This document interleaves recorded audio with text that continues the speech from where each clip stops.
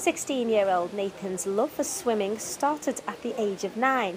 He picked it up quite well and has since begun competing after becoming a member of various groups, including Bebington Swimming Club.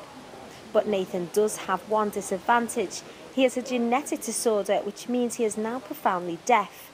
Unfortunately for Nathan, there isn't much funding for deaf athletes in this country, and much of his training is of great cost to his parents. Despite this, Nathan has refused to let his condition hold him back. He was shocked and happy to be chosen for Team GB in the World Deaf Swimming Championships in Texas last month. After the competition, he was even more delighted to be ranked 8th best deaf swimmer in the world. I wasn't expecting to get selected. I didn't qualify for any races. I didn't qualify for any races. So it's all new to me. I've never done it before. It's the first international competition that I've done, the biggest one. But I'm thankful I went and I enjoyed it.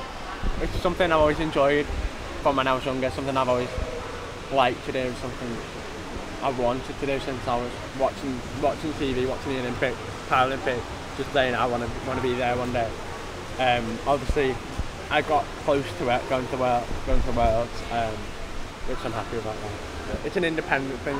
I'm not very good with group situations, group sports, not hearing someone calling my name or whatever. I'm not good in that sort. So with swimming, all I need to do is focus on myself and focus on, don't need to listen to anything. After a taste of success, Nathan set his sights on one day entering the Paralympics, but was saddened to realise there isn't a category for deaf people. His mother, Lisa, argues as the Deaf Swimming Championship is not as renowned as the Paralympics, this is one reason why there isn't much funding in the sport for deaf people. She's urging the government to establish a deaf category in the Paralympics and give more recognition and money for deaf British swimming athletes. You have a child that wants to do the same as everybody else, but the facilities aren't there. Obviously the training for deaf children isn't there. Nathan can lip read, he's very fortunate that he can lip read. The GB club itself, they have volunteers that sign to children that can only communicate through BSL. So these people give their time up for nothing.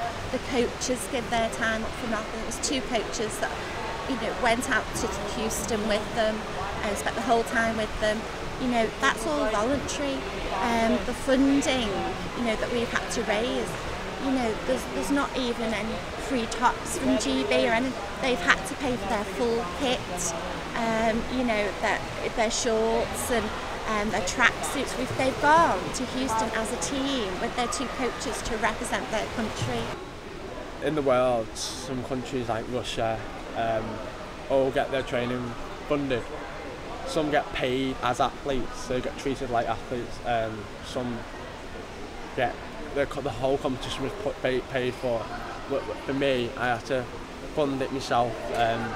But I actually didn't fund it myself. Actually, people raised the money for me, which I'm thankful for. But the fact that why they get treated like proper athletes and we can't. Deafness is not a disability, and it doesn't have a category in the Paralympics, but from what I know, deafness is a disability. If anybody knows what Nathan has been through, if Nathan didn't have a disability, he would not have gone through what he's gone through the whole of his life.